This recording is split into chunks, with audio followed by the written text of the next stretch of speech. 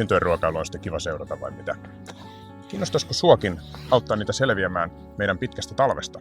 Tällä videolla mä kokoan sulle helpon checklistin siitä, miten meidän siivekkäitä ystäviä voi tukea pihoissa ja puutarhoissa muun muassa talviruokinnalla ja linnunpöntöillä. Tuu mukaan! Talvi on nimittäin mahtava tilaisuus palauttaa meidän luontokosketusta. Meidän pohjoinen talvi on monelle eläimelle iso koettelemus. Tänne jääneille eläimille on toki kehittynyt liuta erilaisia selviytymiskeinoja, mutta erityisesti moni lintulaji on nykyisin tosi ahtaalla. Selvitäkseen täällä ne tarvitsevat ruokaa ja suojaa. Vanhat sekametsät on valitettavasti korvattu talousmetsillä, pelloilla ja nurmikentillä, ja lintujen luontaiset notkuvat ruokapöydät ja suojaiset lahopuiden kolot ovat valitettavasti poissa. Lajit ei yksinkertaisesti ehdi sopeutua näin nopeasti tähän muutokseen. Monien aiemmin yleisten lintujen kannat onkin ollut vapaa-pudotuksessa 90-luvulta lähtien. Sun tarjoamalla avulla voikin siis olla paljon vaikutusta. Käydään siis ensiksi läpi, miten lintujen ruokahuolto talvella kannattaa toteuttaa. Ensimmäisenä ajankohta. Aloita syksyllä, lopeta keväällä.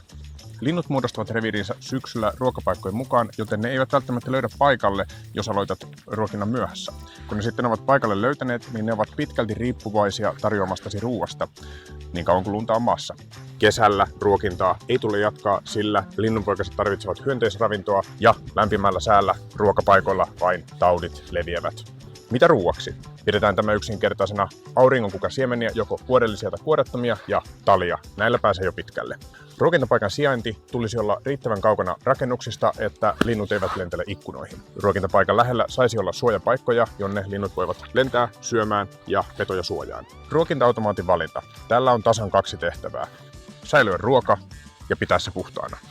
Jos linnut pääsevät hyppimään ruoan seassa, ulosteiden mukana leviää taudit, kuten salmonella.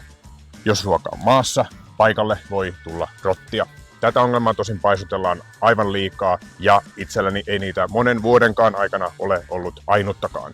Ylläpitona puhdista automaatti kuumalla vedellä ja tiskiainella ainakin sitten ruokintakauden päätteeksi. Haluaisin vielä 5. kohtana muistuttaa luontaisista ravinnonlähteistä. Pieni pihan epäsiisteys palvelee jälleen kerran monimuotoisuutta. Kaikenmoisista pienistä piiloista ja kätköistä linnut etsivät talvehtivia hyönteisiä ravinnokseen. Suosittelen jättämään myös talven törröttäjiä tarjolle, kuten koiranputki, pietaryrtti, nokkonen, pujo, kultapiisku, mesiangervo ja siankärsämö. Oksiin jääneet pihlajan ja marjauranian marjat kelpaavat hyvin myös talvellakin.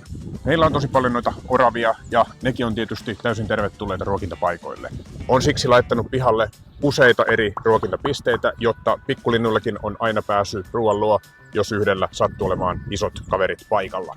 Permakulttuurin hengessä voi ruokintapaikan laittaa kukkapenkin päälle, jolloin lintujen ulosteet lannoittavat kasveja ja siementen kuoret toimivat orgaanisena katteena. No nyt kun on pienet mahat pulleana ruuasta, on hyvä lentää sulattelemaan sitä suojaan pedoilta ja pakkastuulilta. Puhutaan siis seuraavaksi linnunpöntöistä ja niiden talvihuollosta. Linnunpönttöjen ripustaminen kolopesiölle on monelle varmasti ihan tuttua hommaa, mutta harvempi tulee ajatelleeksi, että ne toimivat myös talviasumuksina. Tämän vuoksi ne tulisikin tyhjätä ja tarkistaa niiden kunto vuosittain. Ota hanskat käteen ja työkalut mukaan, hoidetaan homma. 1. Tyhjää vanha pesämateriaali. Lintujen syöpäläiset talvehtivat vanhoissa pehkuissa ja ne kuolevat, kun pesä tyhjätään pakkasella. Pönttö myös lahoaa hitaammin, kun siellä ei ole mitään töhnää sisässä. Älä jätä vanhoja pesämateriaaleja pöntön läheisyyteen, sillä ne syöpäläiset sieltä vaan palaavat sitten lintuja kiusaamaan. Tyhjätessä pöntön sisältä voikin sitten löytyä kaikenlaista, vaikka vanha ampiaispesä, linnunkakkaa, kuolleita poikasia tai kuoriutumattomia munia. Ne olisi sieltä hyvä saada pois talvehtiaa piinaamasta. 2. Tarkista pöntön kiinnitys. Tarkista, että ripustusnaru on ehjä eikä se kurista puuta. Löysää tarvittaessa. Jos pönttö on kiinni ruuvilla, tarkista, että se pitää. Hyvä muistaa, että puu kärsii todennäköisesti paljon enemmän kiristävästä narusta kuin pienestä ruuvireijästä. Niitä hitaasti hirttyviä puita on kamala katsella. Narun ja puun väliin voi tarvittaessa laittaa pieniä tikkuja, jotta naru ei uppoa puuhun. Pöntön taakse voi laittaa pientä puupalikkaa, jotta puurunkoa pitkin valuva vesi ei pidä pöntön takaseinää märkänä. Ja sitten vielä 3. Tarkista, että pohja pitää. Jos pönttö valitaan myöhemmin pesäpaikaksi, niin koko pesue tuhoutuu, jos se mätkähtää maahan. Jos et ole vielä pönttökeimissä mukana, niin anna mä madallan kynnystä. Aika varma valinta on aloittaa tavallisista tiaisten ja kirjosieppojen pöntöstä. Niitä ei tarvitse laittaa korkealle ja huoltaminen on sitten tosi helppoa. Itse olen tykästynyt näihin edestä aukeaviin pönttöihin, koska huoltoa varten niihin ei tarvitse kurkotella lainkaan. Itse innostuin taannoin 1 000 000 linnunpönttöä haasteesta ja menin tuona vuonna ripustamaan 16 pönttöä. Niissä on ollutkin aika paljon sitten huollettavaa.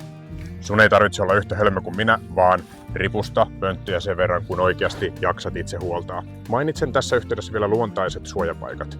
Puut, pensaat, pusikot on oikein hyviä suojia ruokapaikkojen yhteydessä. Esimerkiksi kuusiaidassa voi olla monella eläimellä talvimaja.